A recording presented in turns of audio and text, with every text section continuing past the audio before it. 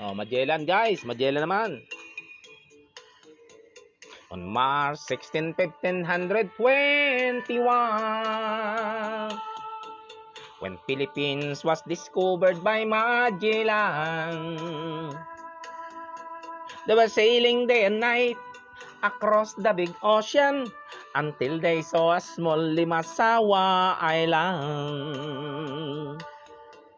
Magellan landed in Limasawa at noon. All people met him very welcome on the shore. They did not understand the speaking they have done, because Kastila gid that waray-waray man. When Magellan landed in Cebu City, Rahahumaban met him there were very happy. All people were baptized and build the Church of Christ, and that's the beginning of our Catholic life. When Magellan visited in Mactan to Christianize them everyone, but Lapu-Lapu met him on the shore and drag Magellan to go back home.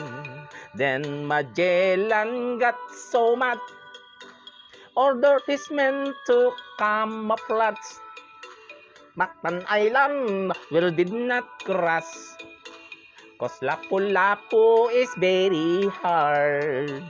Then the battle began at dawn, bolos, spears versus guns and cannons. When Magellan was hit on his neck, he stumbled down and cried and cried. Oh, mother, mother, I am sick. Call the doctor very quick. Doctor, doctor, shall I die? Please tell my mama, do not cry. Please tell my mama, do not cry. Please tell my mama, do not cry.